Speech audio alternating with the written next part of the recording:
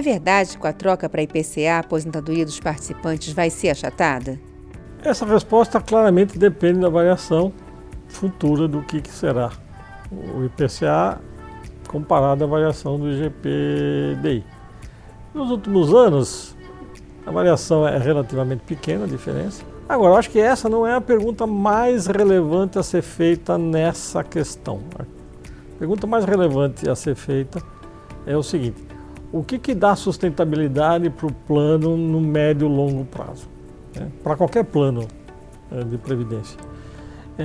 E o que dá sustentabilidade é que os teus investimentos, ou boa parte dos seus investimentos, tem uma variação atrelada, né, ao mesmo índice do seu passivo, né, que é o lado do ativo.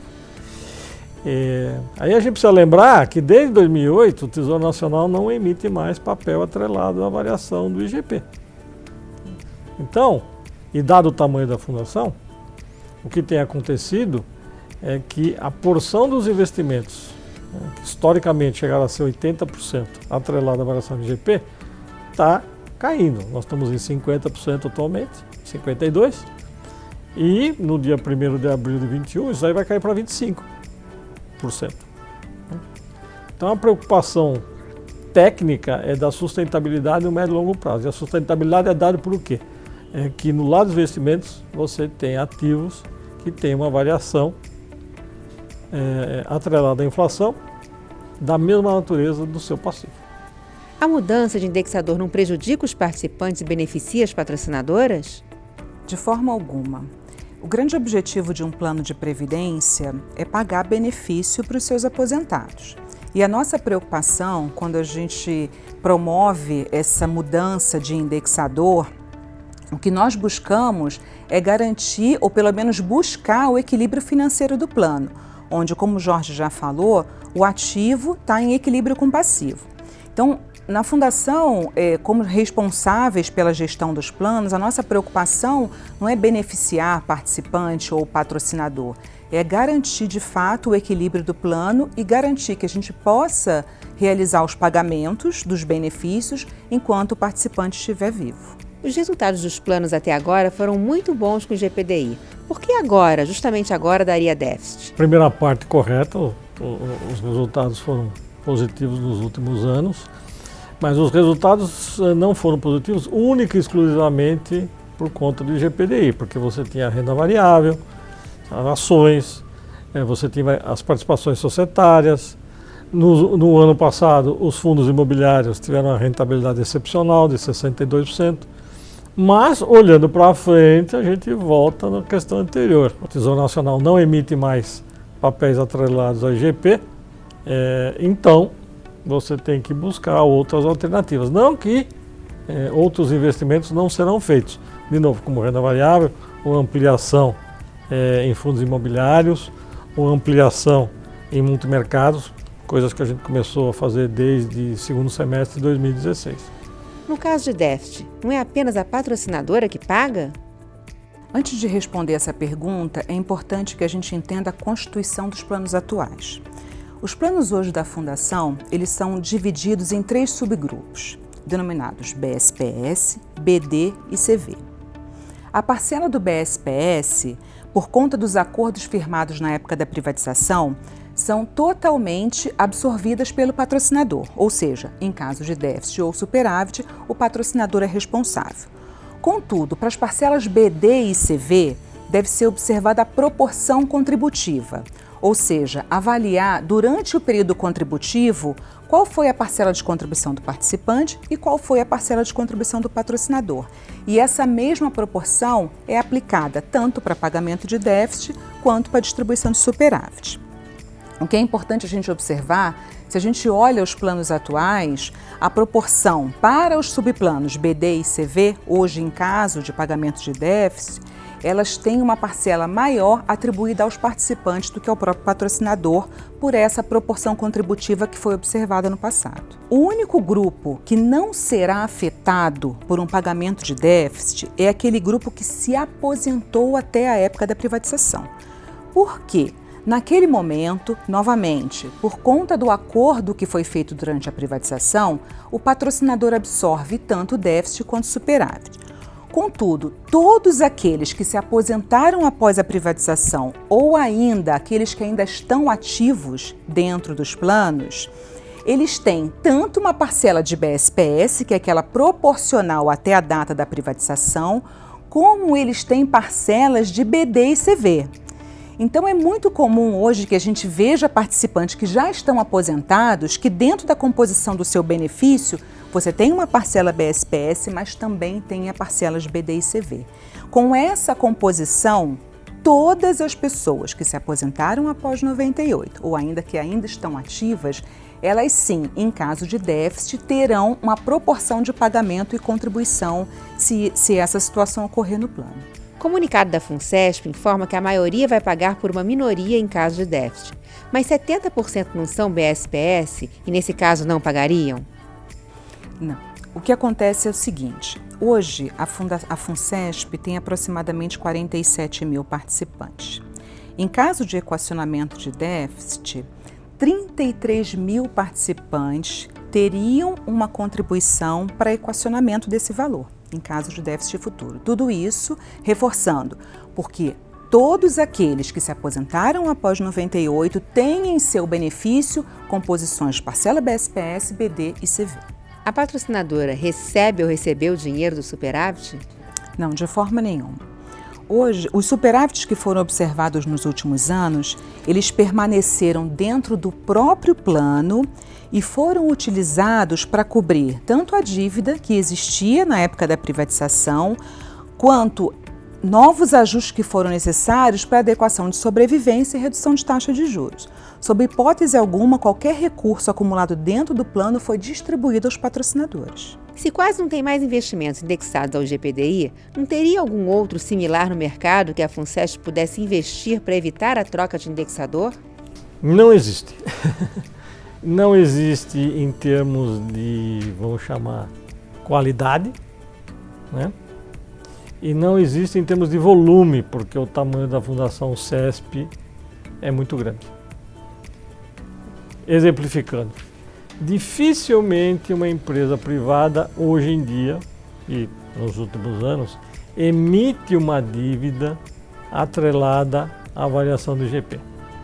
É raríssimo. Se a empresa privada faz isso, aí a gente fica restrito a uma regra da legislação que diz o seguinte, você pode comprar no máximo 25% dessa emissão. Dando um exemplo prático, né? No dia 1º de abril de 2021, praticamente daqui 14 meses, a Fundação deve receber 7,9 bilhões de reais. Né?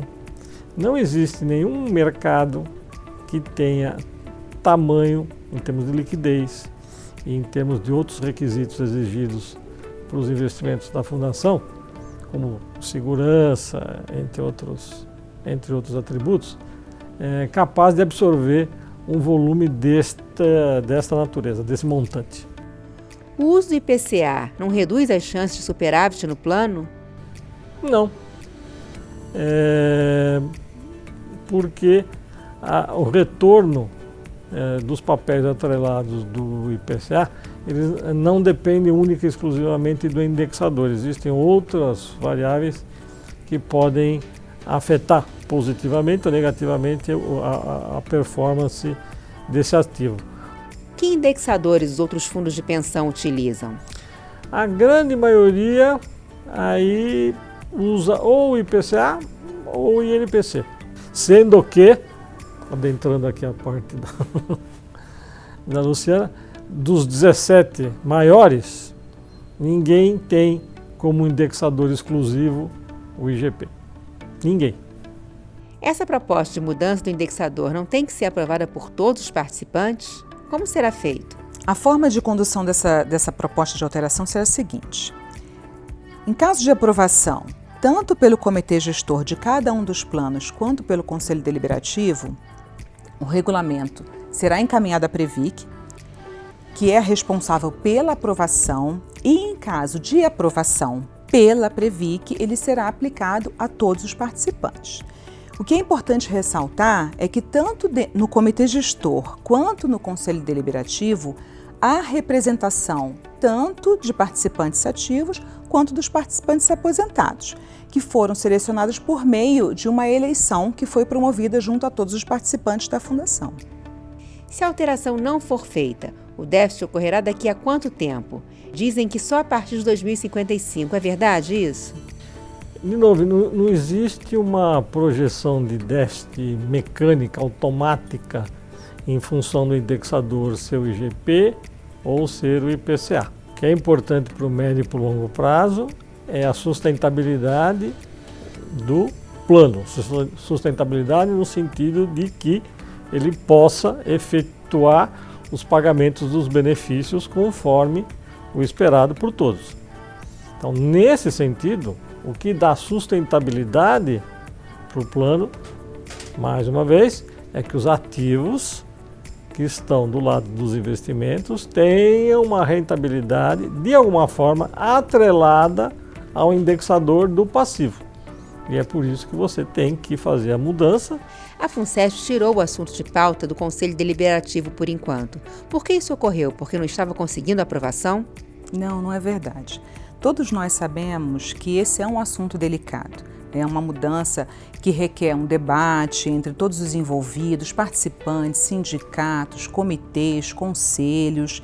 Um dos planos já aprovou integralmente a mudança do indexador de IGPDI para IPCA.